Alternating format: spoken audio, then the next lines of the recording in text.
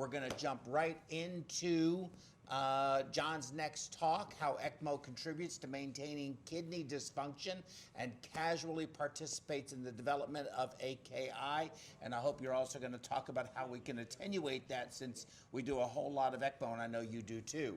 All right, moving on. Next. John, okay, the floor is yours. Thank you so much. Thank you, Joe. So let's see if our slide clicker is going to work. Over here. And it is not working. Let me see. So I told you this thing's not working. It's not working. Next slide, please. okay, so so anybody out there listening, this is going to be a pretty involved lecture. It's quite extensive. I'll try to go through it and make sense of it. But one of the big references, and when I use a reference very heavily in a talk, I want to leave it up front and let you know up front that this was one of the big review articles that I used on this lecture, in addition to other references. But this one really was a real complete, comprehensive review of what I wanted to talk about. So Dr. Villa and Dr. Katz on this topic did an article in 2015 on cardiorenal medicine, and they did a real good review, comprehensive review. Go ahead, next slide.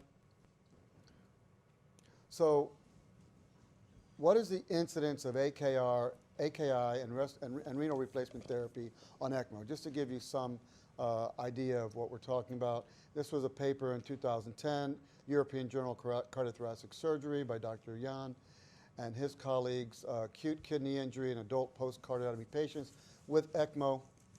And they evaluated it using the rifle classification and Aiken. Next slide, please. So they took 67 adults aged 37 to 63 post-cardiac surgery who received ECMO. Next. And their results, the incidence of AKI during the first 48 hours of ECMO was 83%. Next slide. The in-hospital mortality rate, the renal replacement therapy patients had a 73%, and the non-renal replacement therapy patients had 32%. Next, please. So here's an article by Dr. Keilstein and his colleagues, 2013, Nephrology, Dialysis, and Transplant. They did an article called Renal Function and Survival in Patients Undergoing ECMO. Next. They took 200 patients, adult, age 17 to 83. All patients received ECMO. Next slide. The results, 60% of the patients received renal replacement therapy, 40% did not receive renal replacement therapy. The 90-day mortality rate on the renal replacement therapy was 83%. The 90-day mortality rate with patients that did not require RRT was 47%. Next, please. So renal injury, this is a paradoxic progression. Next. I got line by line. So AKI in patients on ECMO is mainly due to the hemodynamic deficiency, first of all, associated with the baseline disease. In other words, if your patient is on ECMO, he obviously had some type of hemodynamic deficiency, hypoxic state, that brought him to coming on ECMO in the first place. Next. So now, the now vulnerable kidney is then exposed to a considerable stressor, i.e. the ECMO circuit. Next. So while ECMO effectively supports organ function, it also contributes to maintaining the kidney's dysfunction through several mechanisms. Next. So the aim is to understand the mechanisms responsible for maintaining acute kidney injury in ECMO patients. Next. And to identify their physiological pathways. Next slide. So the factors derived from ECMO therapy that cause or maintain AKI. Next slide. We have three things. We have, first of all, we have the patient-related factors. These are things that the patient already came with before we put him on ECMO. Next slide.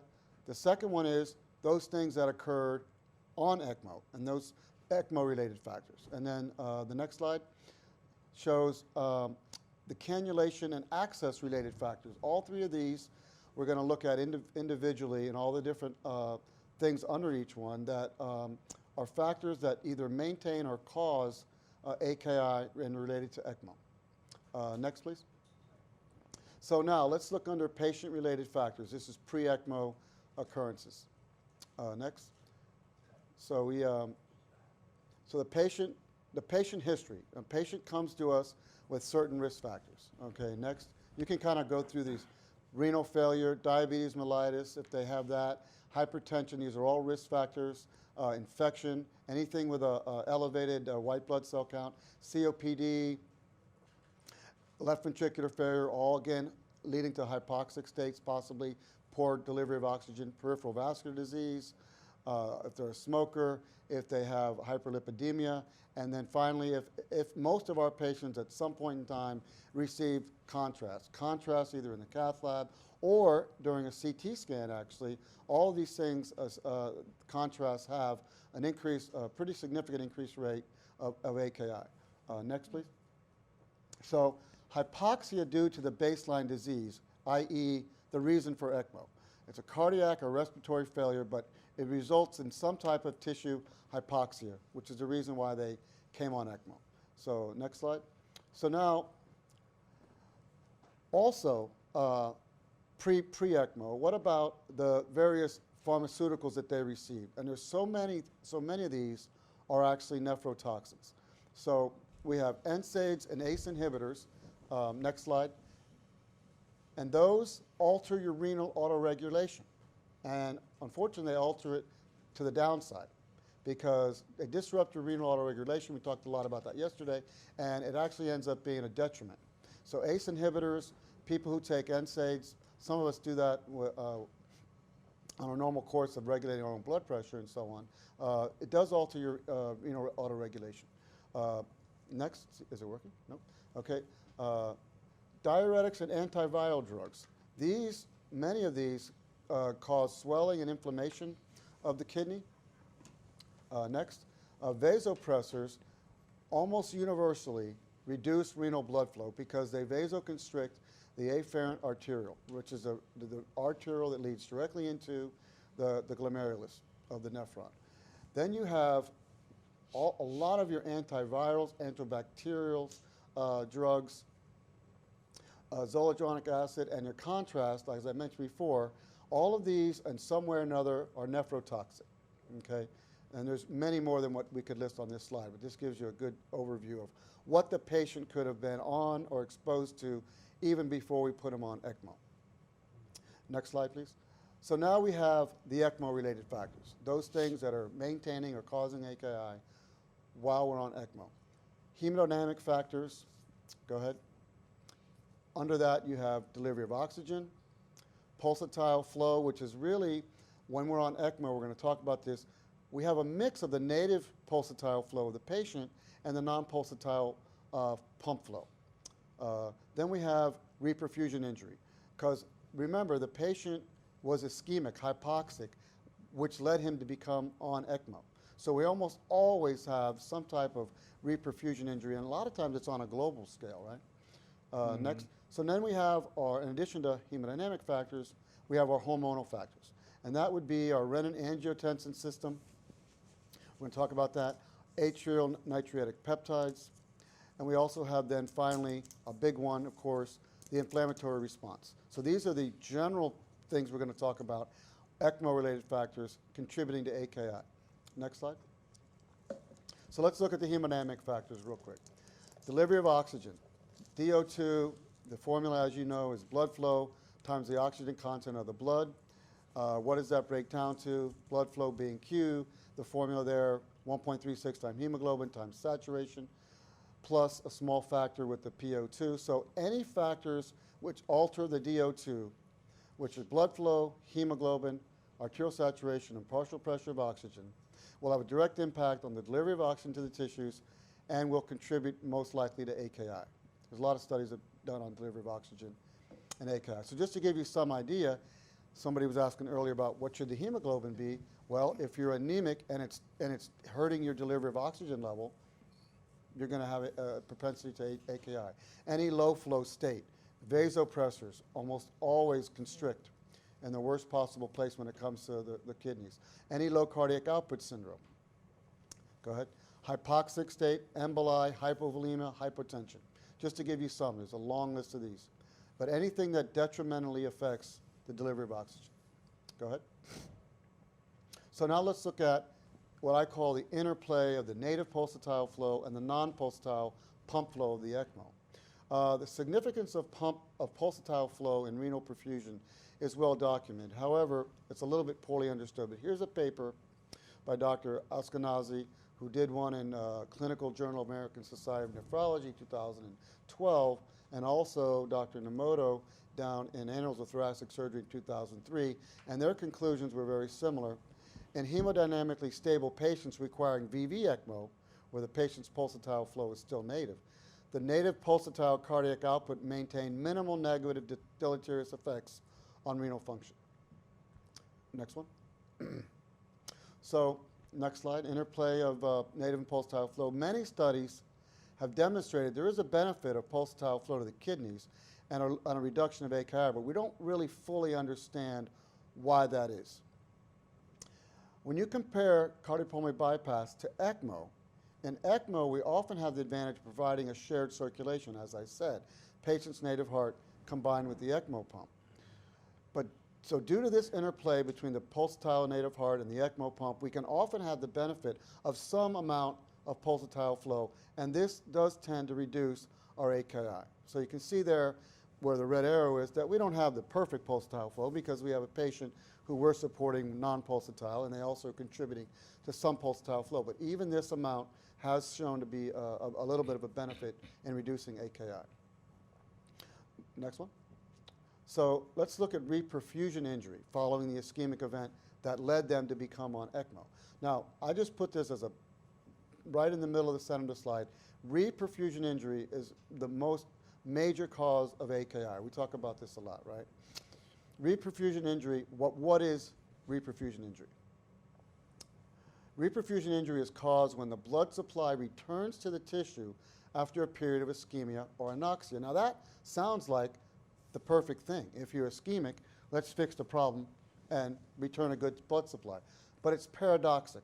It's a paradoxic tissue response by the ischemic tissues following the restoration of blood flow and tissue oxygenation, whereby the restoration of the circulation results in oxidative damage and subsequent inflammation.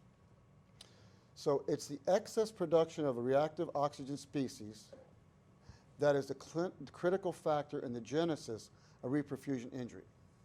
So the dominant cellular and enzymatic sources of excess reactive oxygen species are, to give you some idea, xanthine oxidase, and this is an enzyme that catalyzes the oxidation reaction which forms uric acid, and in doing so generates reactive oxygen species, O2 free radicals. But in reperfusion injury, it produces these free radicals which cause tissue injury. Next. Now we have something called NADPH oxidase, NOx also called. What this is, go ahead. It's activated NADPH oxidase generates a superoxide during an immune response. And then we have the mitochondria. This mitochondrial functions in the initiation and development of inflammation. A lot of people don't realize that. Next one, and we also have nitric oxide synthase. This is catalyzes nitrous oxide, which is then a pro-inflammatory mediator that induces inflammation. So go ahead.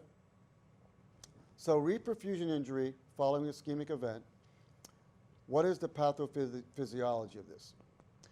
Reperfusion of ischemic tissues first results in microvascular injury. So the injured endothelial cells produce more reactive oxygen species, resulting in an inflammatory response. This is largely what's responsible for the reperfusion injury. This then leads to a permeability of capillaries and diffusion of fluid across the tissues, resulting in swelling, i.e. third spacing. Now the white blood cells then respond to the tissue damage.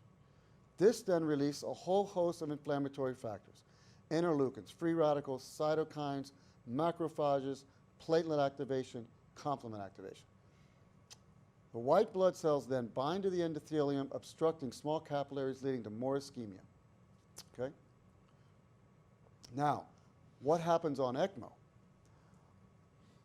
Healthy tissues first of all, normally contain free radical scavengers, because we have O2 reactive oxidative species normally in our system, but our tissues contain these radical scavengers normally, and this prevents tissue damage from these oxidizing species. But once there's been a systemic hypoxic event that led to the ECMO, the ischemic tissue now has a decreased function of these protective O2 scavengers. So then when the adequate circulation returns, brings in this oxygen-free radicals that normally wouldn't damage the tissue, but that does now damage the ischemic tissue because the protective function of the endothelium is now greatly diminished. This is why it happens. The restored blood flow reintroduces oxygen within the cells that now damages cellular proteins, DNA, and the plasma membrane. Damage to the cell's membrane causes the release of more free radicals, and since there's been a global systemic hypoxic event, the effect is usually widespread.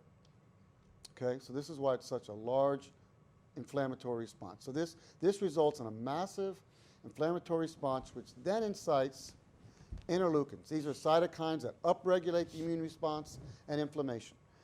Then you have oxygen-free radicals. These are toxic byproducts of oxygen metabolism that damage cells and tissues. You then have cytokines. This is a broad term, by the way, for a large number of proteins and peptides that mediate immunity and inflammation. Macrophages, what are those? Those are white blood cells that engulf other cells, foreign substances, cellular debris, microbes, even cancer cells, actually anything that is not indicative of health. Platelets, those are thrombocytes whose function normally is to initiate coagulation by enlarging and adhering together. Those are activated. And then finally you have the complement system. Complement is a part of your immune system that enhances the immune system's ability to clear foreign microbes and promotes phagocytosis. So all of this is going on in the inflammatory response, and we're going to look at all these a little bit more closely also. So next slide. Okay, so now we're going to look at the renin-angiotensin-aldosterone system. We're going to look at how it normally functions, then we're going to look at what happens on ECMO. So what is RAS? It's angiotensinogen, converts to angiotensin 1, angiotensin 2, and finally aldosterone. So it's a bit of a cascade, 3 or 4 steps. So angiotensinogen is naturally produced by the liver, and it's freely circulating normally in our blood. But renin is released by the kidneys in response to a low blood pressure. This gets the process started. Renin converts angiotensinogen to angiotensin 1. Then the cascade continues. Angiotensin 1 is now in the system, and as it passes through the pulmonary beds, which is where ACE, angiotensin conversion enzyme, resides, ACE converts angiotensin 1 into angiotensin 2. Now we're getting somewhere because angiotensin 2, go ahead, then angiotensin 2 now has been created. Angiotensin 2 is really where the rubber hits the road because this is where we get start having things occur differently because it stimulates the adrenal gland to secrete aldosterone. Aldosterone is a strong antidiuretic, okay? So this is how we get to aldosterone. So now, looking at it graphically to understand it a little bit easier, angiotensinogen normally released by the liver, it's circulating in our blood at all times. Then, in response to a drop in blood pressure, the kidneys immediately secrete renin. Renin then converts angiotensinogen into angiotensin 1. Angiotensin 1 is in the bloodstream, comes through the lung tissue, comes in contact with ACE, angioconversion enzyme, which then makes angiotensin 2. Angiotensin 2 gets converted. Now angiotensin 2 has 2 very powerful functions. First of all, it's a direct arterial vasoconstrictor. Number 2, it directly influences the adrenal glands to secrete aldosterone. Next slide. Angiotensin 2 is what you really want to focus on when we're talking about this, because it's a vasoconstrictor and secretion of aldosterone, which is antidiuretic. Next slide. If it's an antidiuretic, it decreases urine output, which increases blood volume, and those 2 things put together cause an increased blood pressure. So the kidneys accomplished what it set out to do. It sensed a drop in blood pressure, and it caused this cascade to produce angiotensin II. So just stopping for a minute, everybody's heard of ACE inhibitors as an antihypertensive. Well, Right. if you see there, if you don't have ACE, you can't produce angiotensin II. You can't vasoconstrict. So this is why it's a antihypertensive. Okay, next slide. But what occurs during bypass? We're going to talk about bypass real quick. We're also talk about ECMO. What are the effects of ACE? There was an article that was published, Dr. Gorin and his associates. This goes back into the 80s. I just got it. What do you got? Where you're going? Oh, okay. So now, they looked at the fact that when you went on bypass, after the lung was isolated, meaning it's no longer in the system, ACE levels fell rapidly. Well, that's the ACE is living inside the lung tissue. So if the blood isn't circulating through the lungs, so after 20 minutes of bypass, they said there was a 33% drop in the baseline values of circulating ACE. Within 10 minutes of restoration of lung perfusion, the ACE rose back all the way up to 90% of baseline values. So what happens on ECMO, though? Okay, there's a decrease in blood pressure, may prompt and will prompt the kidneys to release the renin, right? The kidneys want that blood pressure to come back up. However, renin and ACE may be greatly reduced or blocked altogether. We're going to talk about why, resulting in severe vasodilation, lower blood pressure, poor renal perfusion. All of this is a possible cause of AKI. So the kidney wants the blood pressure to come up, but let's see why on ECMO it may not be able to. So, but on ECMO, how might the renin or ACE be limited or blocked altogether? So what we have is a decrease in blood pressure is going to prompt the kidneys to release renin, but they may not be capable because of the acute kidney injury. They're not functioning normally. Okay? They may want to release renin, but they may not be capable of it. In VA ECMO in particular, think about it, a large portion of the blood bypasses the lungs. We're essentially on perfusion, right? Central cannulation, VA. A large portion of the blood is not going through the lungs anymore. This is going to limit your conversion of angiotensin I into the angiotensin II that's going to cause you to vasoconstrict. In patients with ARDS, the injured lungs can't produce as much ACE. They're injured. They're not functioning normally. Less angiotensin II gets produced. Other conditions such as sepsis or endotoxinemia actually can deactivate ACE. So this results in much less ACE being utilized or produced, results in severe decrease in blood pressure and decreased renal perfusion. This is what can happen on VA ECMO. So looking at it from the graph again, you have the normal angiotensinogen secreted by the liver. Kidneys sense a drop in blood pressure, it secretes renin. The renin's going to convert angiotensin I. Angiotensin I is going to come through the lungs and hopefully get converted into angiotensin II. But what happens on ECMO? In certain ECMO settings, the kidneys aren't able to, because they're injured, secrete the right amount of renin, or any. If you are on, if you have acute lung injury, the lungs aren't secreting ACE. If you're bypassing the lungs because you're on VA ECMO, you're getting very little ACE. So look, the angiotensin II, very little is being produced. If that happens, you don't have vasoconstriction, you actually might have vasodilatation. So if you have a drop in blood pressure, you may not even be able to increase it through this method. Well, this is a perfect, I think, description of vasoplegia. Could be. One of the One of reasons. them, right. There may be another reason, but you know, we've seen patients that were vasoplegic that we couldn't get the blood pressure up no matter what we did. Go ahead, I'm sorry. So if you don't have angiotensin II, which is a vasoconstrictor, see, you always have certain levels of all of these circulating in your system. It's not all or nothing. You have a modest amount that's keeping our homeostasis. When you have something that wipes it out below normal, it has the opposite effect. So if you wipe out your angiotensin II, you're going to end up being dropping your vasoconstrictor. You're actually being vasodilate, which is what your opposite wanted to do. It also can't stimulate the adrenal gland to stimulate aldosterone. So now aldosterone, which is an antidiuretic, if you take the aldosterone out, you have a diuretic effect. This increases the urine output, which also drops blood volume. Those two things put together are going to further drop your blood pressure, which was your problem in the first place, which is why kidneys secreted renin. You had too low of a blood pressure. Now, the next slide. This, it can cause AKI. So now we're on ECMO. You're asking, how does ECMO help or contribute or maintain AKI? Because your renin angiotensin system is either blocked or incapacitated, you can't naturally bring your own blood pressure up. Why are people on so much rocket fuel? Trying to get the blood pressure up. because the normal hemostasis of the system is not able to function properly.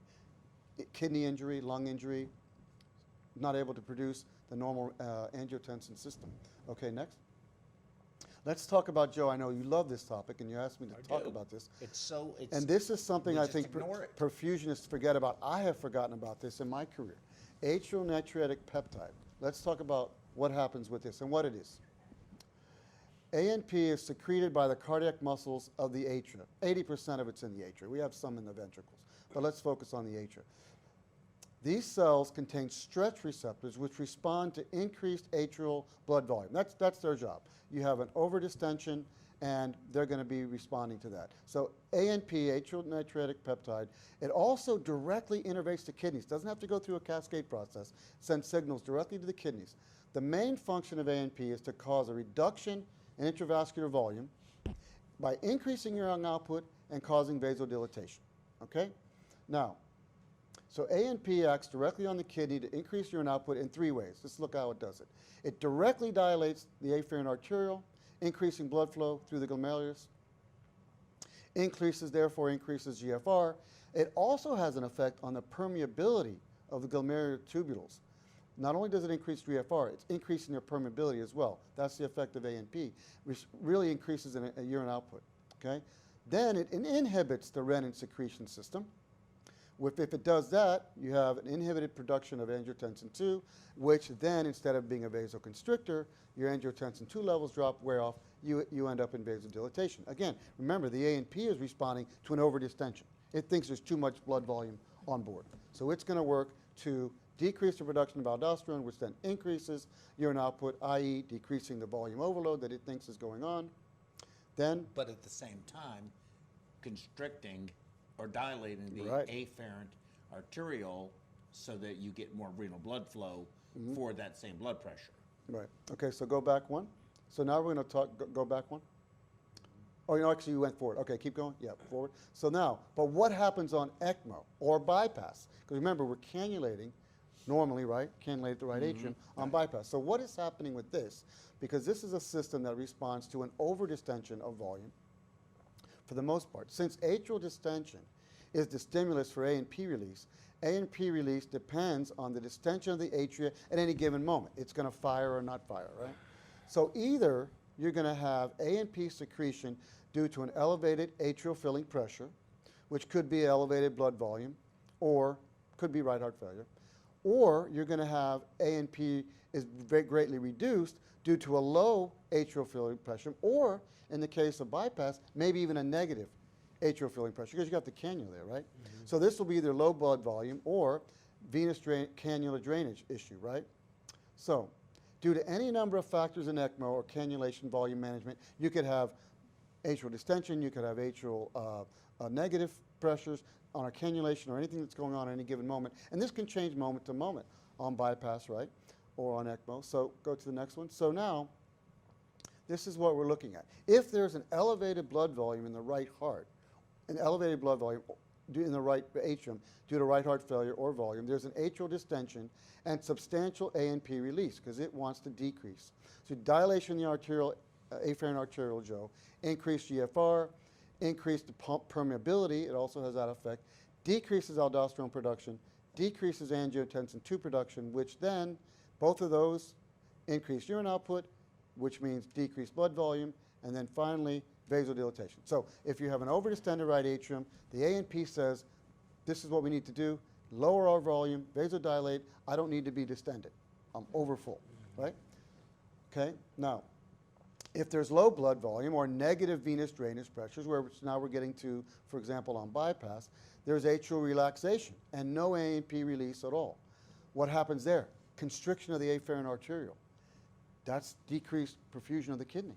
When you go on bypass and the natural atrial nephrotic sensors are used to a CVP of positive something, 5, 8, 10, you've now went negative. You have complete cessation of all your ANP being released. The kidneys think the blood pressure is 0. Sends a signal to the afferent arteriole, vasoconstrict. You drop your glomerular blood flow. You decrease your GFR. You decrease the permeability. You wonder why your urine output's low on bypass? And people are struggling to get the urine output up? The atrium is telling them right now, we have no volume. Don't not release anything. Okay, so increased aldosterone production. Aldosterone is an antidiuretic. What happens? Decreased urine output, increased blood volume, then vasoconstriction. All right? This right here, now highlighted in pink there, purple, it's the afferent vasoconstriction and the vasoconstriction by angiotensin II that can cause acute kidney injury while on perfusion, while on ECMO, due to your cannulation and your volume status in your atrium. So let's look at hormonal factors. Systemic inflammation, that's the Sears response, right? This is a big one, big one. Go ahead. What is the Sears response? Systemic inflammatory response syndrome. It's a consequence of a dysregulated or hyperinflammatory response. It can be due to an infection, like in sepsis, or it can be due to a non-infectious insult, as in ECMO, right? Sears universally occurs during ECMO and is associated with organ dysfunction and considerable mortality. What is this response? It's recognized. Now, this is how people wonder, well, how do I know I have it? What is it? How can I recognize it? This is what you have. If you have 2 or more of the following of these things, temperature has risen to 38.5, or, believe it or not, it can actually become hypothermic. If you become, for unexplained reasons, below 36 degrees or above 38.5, that's one factor, and your heart rate is above 90 beats per minute, go ahead, or your respiratory rate is 20 breaths per minute or faster, and your white blood cell count is 12. If you have any 2 of these or more, this is from a Sears response, okay? You can also, next slide, go into what's called Sears shock. If you have a blood pressure drop on top of it, that's 40 millimeters of mercury or more. So this is what the Sears response will do. Usually you have more than 2 of these going on. Okay, so, but what happens on ECMO and bypass? The blood is exposed to the extrapleural circuit, results in a general term called blood shear stress. Okay? Blood shear stress causes 2 major things to happen. First, it's going to cause coagulopathies. Second, it's going to cause SIRS, systemic inflammatory response. This is global. This is not maybe on some patients. All patients experience this. The SIRS response is neutrophil storm, it's cytokine storm, it's oxygen-free radicals, and it's complement activation. On the coagulopathy side, we have activation of platelets, we have activation of coagulation factors, and we have thromboxane A4 release, which is further stimulation of platelets, and this results in hypercoagulation, fibrinolysis, and microvascular thrombi. Okay? That's on the coagulopathy side. Let's look at the systemic inflammation side. Because what is a neutrophil? Notice a neutrophil storm. Mass neutrophil migration, thromboxane, and prostaglandins. Hyperinduction of autoamplifying of cytokine production. Oxygen-free radicals, they attack lipids, amino acids, your DNA, your RNA, and your lysosome. And the complement is a protein cascade promoting cytokines, phagocytes, membrane attack complex. So you want to know why the SIRS response is so massive and so important, and why you might want to reduce that by removing some of these things, which we were talking about earlier in hemoconcentrator. Look at all the things that are happening when we put somebody on bypass or an ECMO. Okay? Go ahead, next slide. So this results in a massive inflammatory response which incites renal tissue damage and AKI. What was the topic of this lecture? How does ECMO contribute to AKI? Because all of these things are happening. Your interleukins, your free radicals, cytokines, macrophages, platelets, and complement. Massive inflammatory response. Now let's talk about how cannulation and access-related factors can contribute to maintaining AKI. So we can have distal limb ischemia due to cannulation placement in the femoral artery, right? This ischemia is going to start reperfusion injury. All the damages of ischemia are going to send signals of inflammatory response to the kidneys. Compartmental syndrome can develop, right? Again, liver ischemia, reperfusion injury. Something called hypermyoglobinemia. This is a breakdown of your muscles where the myoglobin ends up coming in the blood. Very tissue nephrotoxic. Yeah. Right. If you have a femoral cannulation and you've had an aortic dissection, guess what's going to happen to your renal perfusion? Renal ischemia. These are all cannula access issues. You can have thrombosis, air embolism. I mean, we've seen many times thrombosis around the cannulas, right? So one more thing I think is up there. Yep. So you can have negative pressure and hemolysis resulting in hemoglobinuria. You know? So you know, if you have a lot of, we see this all the time with ECMO, where your line is chattering. Yes. Your line, we live with that all the time. Or if you have the cardio help and your negative pressures are alarming. And people sort of, after a while, if you do enough of these, you just kind of get used to it. But I never get used to it. It's alarm fatigue. Because what happens is, and I want people to think about this too on bypass, not just on ECMO. When you have a line that's chattering, I thought this was obvious, but apparently maybe not that obvious. The walls of the atrium, the walls of the IVC and the SVC are slamming up against the cannula. What do you think that's doing to the endothelium? It's a single layer, one cell layer. You're damaging your endothelium, right? Now you have damaged endothelium. That's what's preventing your blood from clotting against your intravasculature. That's your endothelial layer. So if you have high negative pressures that's causing this chattering, try to reduce it and try to at least minimize it. You know what I mean? We all live with it to some extent. I don't. I mean, I don't think we do. We don't in our practice. We are going to figure out what's going on. Do you really? Yeah, we'll turn the RPMs down. We'll make adjustments. We won't live with that. No. So all of these things can or will lead to AKI, just a whole nother aspect of ECMO, or it could be perfusion. That is one reason why it contributes or can maintain AKI. Go to the next. Let's see what we got here. So in conclusion, ECMO is an effective support therapy for patients for reversible cardiac respiratory therapy or bridge to transplant durable VAD. But it's clear that RRT, renal replacement therapy, is almost always required, provides fluid managed overload, and is beneficial in removal of inflammatory mediators. AKI is frequently observed in ECMO patients and is related to several conditions derived from the ECMO therapy. They're mainly hemodynamic, hormonal, and inflammatory in nature. So the severe condition of the patient and the many variables of this complex treatment usually do not allow us to exactly identify the pathophysiological mechanism responsible for the AKI. You know, we have people that are on ECMO and we have AKI, but as you saw from the slide, can we really be sure where it came from? Did it come from the vasoconstriction? Did it come from the toxins? Did it come from a decrease of oxygen flow? Did it come come from before poor they got on cannulation? ECMO? Did it come from before? Most likely probably did. So paradoxically, exactly what you just said, the various pathophysiologic pathways responsible for the development of AKI during ECMO are the same ones which produce the pathological conditions requiring the ECMO. I got it again. There you go, you got it, huh? 2 times in one day. I think that's my last slide. I think I have the references up here. So again, a lot of this came from Dr. Villa and Katz's article, and I believe there's you continue with the slide for a second, I think there's 45 references from my talk here that are referenced either in my talk or in that article that they reference. Very good. So there you go. Excellent job. Very good. I didn't get applause. How come I didn't get an applause? Yeah, you should have got some applause. I did. We should applause for you. I didn't get it either. I got none. So let's talk about the inflammatory response because you've talked about that so much during this time. You've got Crohn's disease, ulcerative colitis, asthma, psoriasis, eczema, and they give those patients biologics. You look at all of that disease, those disease processes, and what are all those diseases caused from? Well, it sounds like they're all inflammatory. They're all inflammatory. Yeah, they are. They all involve an invasion of white cells somewhere, leukocytes somewhere. And so attenuating it is in actually controlling that.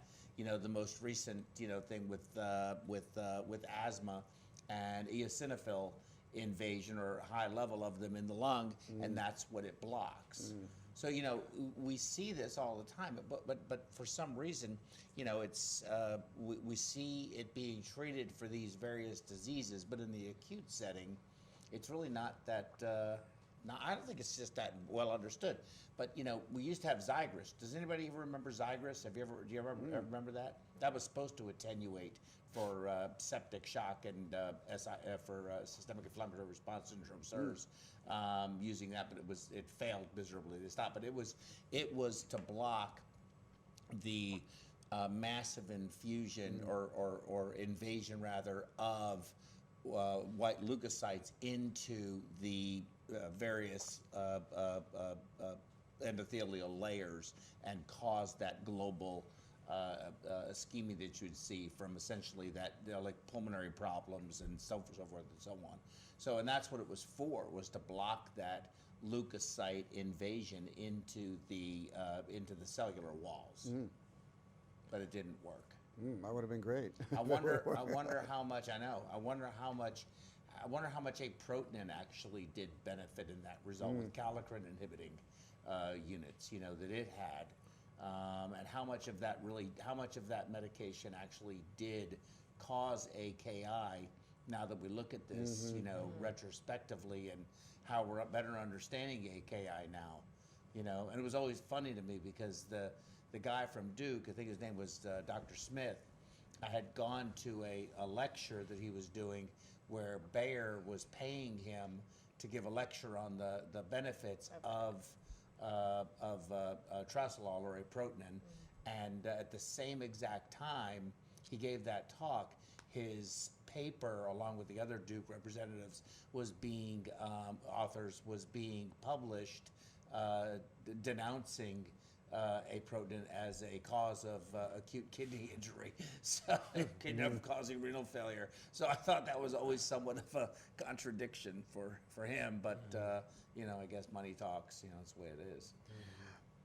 Yeah, I mean, I think that if you look at least one of the progresses in the last 20 years is the biocoded circuits. Why did we do that? Yes. Why did we do that? Yes. Why did that come along? Because we were trying to reduce it. make the surface Right. more compatible. Right. We're going to be, I don't know if you know this, but back in the 80s, NASA here in Houston looked at, under a microscope, in very elaborate electron microscopes, the layer of the endothelium. And they said there will never be a surface as smooth as the endothelial layer. We'll never be able to manufacture one. That's amazing. I Within know. the same universe of the smooth, it's a single cell layer. And that's what I was saying, if you damage the endothelium, it doesn't take much, it's only one cell layer. But it's such a single cell layer, like side by side, that they'll never be able to create a surface as smooth as that. Because they were looking into it. For some reason, they're always into material development. Well, yeah, I And mean, if NASA's you into can- huge material yeah, development. I And mean, they to- looked at the endothelial level and said, Well, we'll never be able to come close I mean, to, you know- to the smoothness of it. But it does many more things than being smooth. I remember It's releasing having, of course, it all does kinds a of, lot. yeah, many things. But yeah. I remember having a discussion with somebody back in the 80s, like you were talking about, in mid-80s and late 80s, talking about how until we can figure out how to create an endothelial layer in these mechanical hearts, thrombosis was going to continue to be a problem. And but you know, that's not you can trick it, you know, and I think that's been the goal, the direction we've gone, because I don't think it is creatable. The goal is to try and trick but our biology is so complex that we treat it over here, but do we really treat it over? We don't, you know, it's very hard to replace nature. Very, very, Right, very right, difficult. right. That's really the point. Yeah. Very difficult. We have to figure out ways to trick it, or at least satisfy most of what we're trying to do. You know, but Well, I think what we try to do is we try to get through blocks of time. You know, we don't need something unless it's a total artificial heart, but for forever. Right. You know, most of what we're dealing with is transient. right, that's true. Yeah. Thoughts on Until something all else of this, comes up. Min? I mean, that was a great talk on AKI and just, you know, touching bases on the relation with the lungs and the angiotensin. The and organ renin. crosstalk you're Yeah, talking about. Yeah, Yeah, that so was this one is with this the one. ACE inhibitors. with right? ACE Yeah. inhibitors and Oh, yeah. the release of renin and all that. And I mean, it just, you Well, forget, a light you bulb forget went about off in my head. You forget I about all didn't those ever things. think of it. Yeah, you forget I about saw that I could anticipate where he was And going. it's just a Okay. cycle Oh, did you? because Oh, okay, I see what you're saying. Yeah, You that's know. why I got it. I was like, I got it, you know, before you said it. Yeah, that's one of the more powerful systems in our hemodynamic system to regulate fluid balance and blood pressure at the same time, because they're usually related. And Yeah. the kidney's smart, just release renin, we're going to vasodilate or vasoconstrict, and we're going to conserve urine or diurese, because, you know, and both of those will work, not just one thing. And if it can't do that, if it's blocked or incapable of doing it, or the lungs are taken out of the system, and so no ACE, the ACE doesn't get in contact with the blood, you actually might have more of what it's trying to prevent occur, you know what I mean? So you ever notice, like I was saying before, how many drips some of these people are on? Yeah, And massive. You get the 3 evolving or cycle 4 of or like 5 kidney of 'em. injury. Yeah. Vasodilation, then you're treating the dilation with pressures, and then that's harming the kidneys even Right, more. Yeah. right. We're really in a bad paradox with, and then if you go back to, kidney gets injured, now it's sending all these signals, organ crosstalk, to damage other organs. So how many times do we have multi-organ? How many times you only see one organ failure? Almost never, right? How many times Oh, do you very see single? rare. Oh yeah, Very and rare. so you had one organ get insulted, but why are now we on this downward domino effect where other healthy organs were healthy are now becoming more devastated? So it's way beyond what I think our understanding and our ability to control it is. We just live with it, I and agree, try yeah. to work around it, I think. Exactly. for the We most try to part. get, again, we try to get through an event, try to get through surgery, we try to get through their lung issue, before, try to give their lungs the rest they need, or their cardiovascular system, as the case may be, VVVA, and get through that event before we have caused any more damage to these other organs. And I think that's why when we see early recovery, generally speaking, and we can wean, we're better off. When we see them not recovering and having to be on it very long term, notwithstanding, younger patients do tend to do better in those circumstances and be on the Centromag, biventricular Centromag for a year before they go on. But no one at 79 years old is going to get a biventricular Centromag. They're going to be turned down because of age. They're going to have, they're going to be it's not going to happen. And maybe even I don't really know what the age cutoff is for that. But, if they're a renal failure patient, they're not going to be a candidate for transplant. They're not going to be a candidate for, unless they're getting a kidney transplant. But if they have, serious comorbidities, it goes back to what I had mentioned earlier, my earlier thought, that young people are very durable and they can tolerate a lot. Yeah, Well, that's they what can it is. withstand the injury or Yeah. insults. And they can, right. Now, there's always the curveball that gets thrown at me where I'm like, is this lady ain't gonna make it. And then the next thing you know, somebody calls me and says she's sitting up complaining about the hospital food. I'm like, ooh, really? Those are called winners. Yeah. And they're a little bit few and far between, but we have a joke around the ECMO unit. We need a winner. Yeah. We will say we need to win one. Yeah. Yep. And that's because it's so tough. I begin to see my opinion a little bit is you see these patients that are on for weeks at a time. Forget about months, but just take 4, 5, 6 weeks, and then they have GI bleed out of nowhere, seemingly. And they get through that, and then they have, they have a little bit of a brain bleed. They get over that. Then they, it's like, where, it almost makes you believe that the Sears response is just every few days or so waiting to get another one, and it's, where is this coming from? I mean, then they get septic for a while, then they don't get septic, and then also they get septic again, and that keeps happening, and then you start thinking, well, that's residing in the circuit, a whole separate issue now, and all of these things, the whole ECMO thing for periods of time is just really wrought with devastating complications waiting to happen. They may not all happen, and maybe we'll get through them, and maybe we won't, and hopefully we come out the other end. And I don't think you know. I mean, you just have to keep at it until I know. either you DC them or God DCs them. It's one way or another is going to probably happen. Yeah, and I think Hopefully. that's the issue. Again, if you're, we got to want to keep harping on the issue. You're 21 years old, and you're having all of those, morbidities coming up. All these complications keep happening. Anyone would be extremely reluctant, short of having, documented, diagnosed brain death, wanting to stop. But where is the limit of our resources for the 68-year-old, morbidly obese, smoker, drinker, not controlling their diabetes, non-compliant patient that we now are on day 13, 14 on ECMO with no real signs of improvement, but no further deterioration except for some, minor things. Where do you just wait until nature takes its course, which we know is probably likely? Should that decision have been made sooner? Do we start saying, if you meet these criteria, you get this much time to turn it around, but statistically we know that you're probably not going to? And then who makes that decision? And then how do we all live with ourselves when, we know, and it's happened to me where I was convinced I was leaving that day and that lady was not going to be with us the next day. You remember, you know what I'm talking about. And a week later, she was sitting up and she was 70, she was above 75 years old.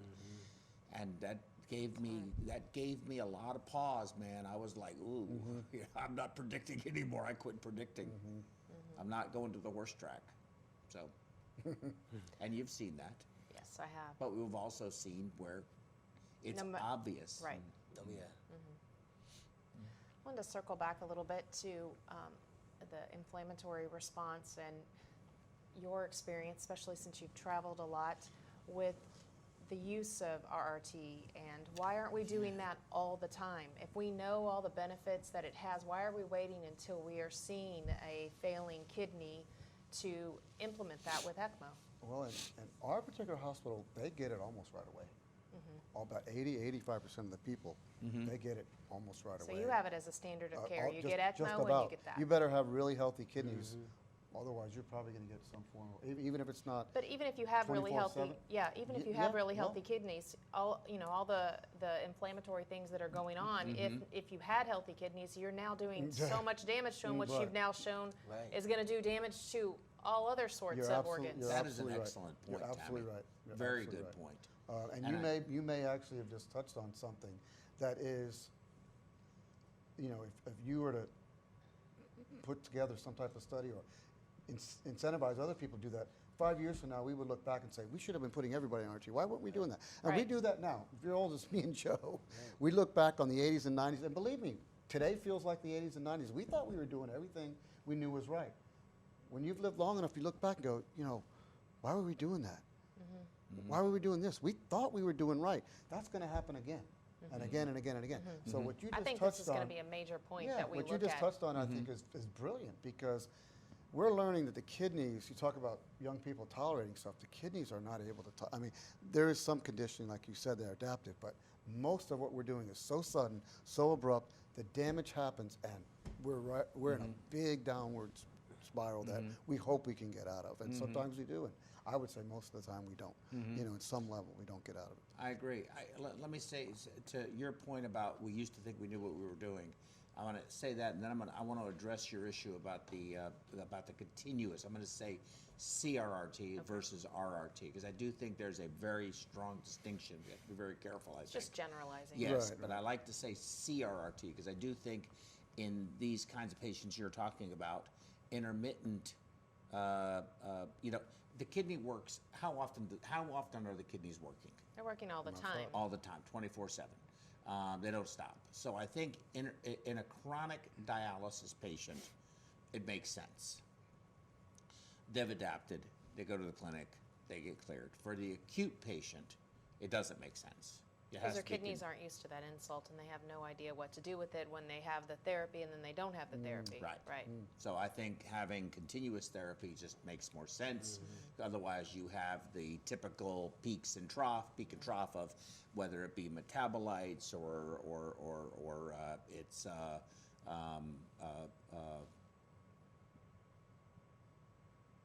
uremia, or it's whatever the issue may be, electrolytes, acid base balance, and so forth. I can't think of what I was trying to say, but nitrogenic. All your nitrogen waste products, yeah. That's what I was trying Yeah. to say. Thank you. But I did a case in 19, I believe it was 1980. It was in 1980. And I remember the guy's first name. I used to remember his last name too. His name was Ricky something. I can't remember his last name. And he had been shot. And he had multiple fistulas between his aorta and his vena cava. And they needed to go in there and repair all of these. So we were going to do deep hypothermia with intermittent circulatory arrest in order to be able to fix these holes. And so we went on pump and I cooled way down. And while I was cooling, I believe, because I was taught to believe this, that you are increasing the viscosity of the blood, which we are when you're cooling, but you have to correct that, not thinking I'm already diluting them. And I would take off 500 cc's and give 500 cc's of Ringer's lactate or whatever we had, and then kept doing that. And I had this poor kid's hemoglobin, I think, down to 5 or 4 or 5 by the time I got to my circulatory arrest temperature. And then we warmed it back up again, and as I was warming, and he was diuresing, and he diuresed dramatically, like he had diabetes insipidus. I'd give that blood back and got it all back in him. But when I look back at that retrospectively, I don't think I did any harm per se. I could have, but I didn't do any harm because he was 21 years old. I think that was a really dumb thing to do. I wouldn't do that today. I wouldn't let the hematocrit get down that low, 14, 15, whatever it was. I'd probably not go under 21. I'll give you a lot simpler one. How many people have not seen the simple Sarnes heater cooler? What does it have on the heating knob? Yeah. 30, Yeah, 38, 32. 40, and Yeah, 42. 42, that's right. Yeah. A million times plus, everybody, time to rewarm, right over to 42. Yes. We find out now, after millions and millions of patients that have done on rewarming the water bath and rewarming the arterial blood, because we used to warm to a bladder temperature of 37 before we came off. You know what you have to do to get a bladder temperature of 37? You have to be at 38.5. You You be have at to be 38.5 at like or your so. Minimum. brain temperature is probably 38.5, 39. And we thought that was great. Why? We used to bring, if we didn't do that, we'd bring the patient to the ICU. The patient's temperature plummets. The 32 nurse for the degrees. next 24 hours is going crazy because she's having to manage arrhythmias possibly and trying to warm the patient and putting heaters on everything and warming any blood she has to give, and it's a coagulopathy. So we were like, why are we doing this to our poor ICU nurses, giving them a cold patient? Let's bring them to them warm, like where they're supposed to be. So we warm people up.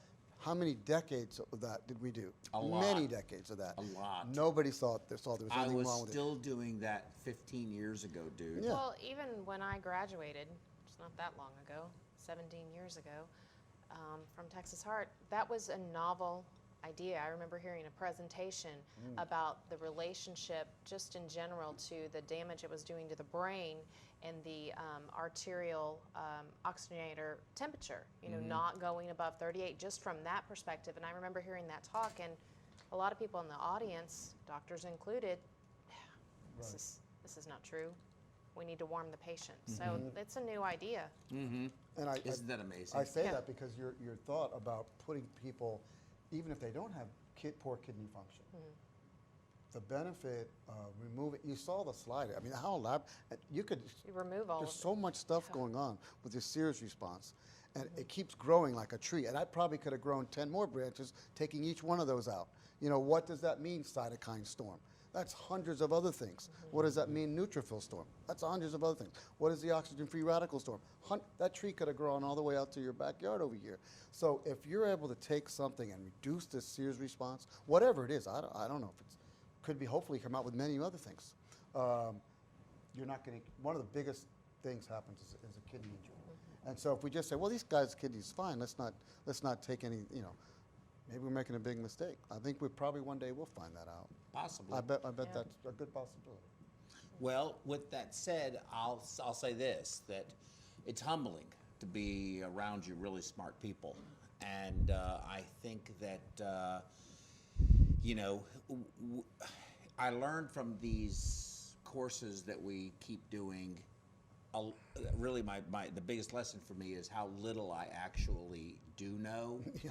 And it's a little bit on the frightening side. But I'm hoping that us and our audience, people that we watch this show tomorrow, the next day, or whatever it may be, learn something, and that we take that just one thing and make these very simple incremental steps that make sense, if it makes sense to you, and add it to our practices so that we can improve patient outcomes, even if it's just by a fraction. And at least we're moving in the right direction as we continue to evolve and learn and better understand these interrelationships between the various organs, the cardiopulmonary bypass circuit, the ECMO circuit, CRRT, plasma adsorption therapies, all of these things that we've been talking about for the past several weeks.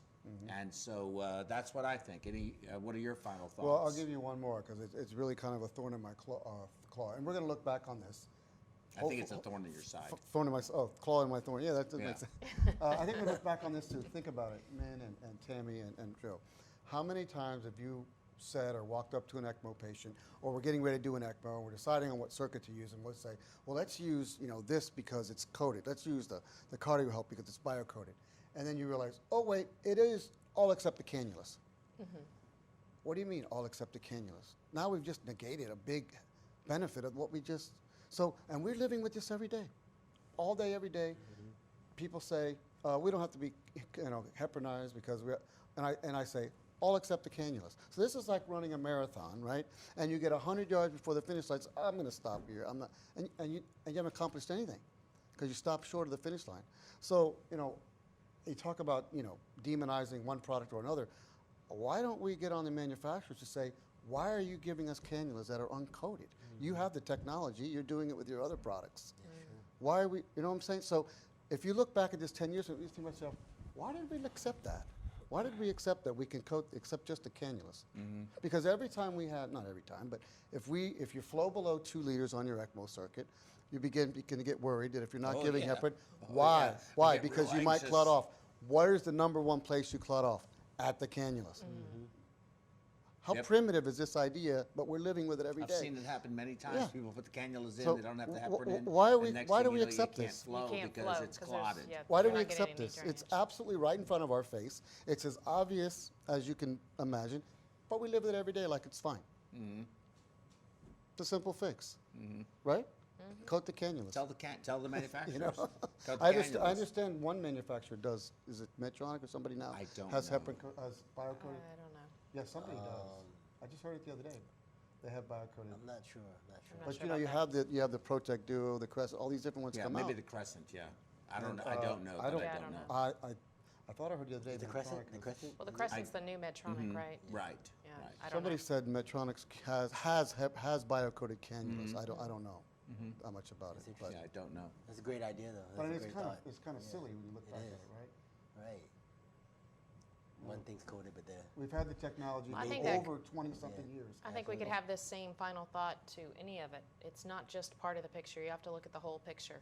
So just your point, it's not just the circuit cannulas, for example. It's not just, CRRT is for the kidneys. It's for the whole body, you know? Exactly, right.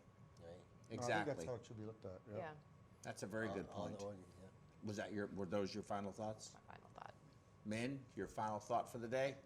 I think everyone should, pay attention to what we talked about today and all the talks we've had, and I think there's a lot of little things that we could absolutely implement into, making, every case better and making decisions on how we can take care of the kidneys, because at the end of the day, if you don't take care of the kidneys, then it's going to be a revolving cycle of inflammatory responses, hypoxic, incidences, and things that we could do to improve the patient. Very, very good thoughts. Very good thoughts. Yep, Well, that's can I exactly have a final thought to the final thought? I think we're ready to cook some crawfish. I wish y'all could be here, but we are going to really enjoy them, and a bunch of our studio audience is also going to enjoy them. I'm getting clapped now because we're ending it. Okay.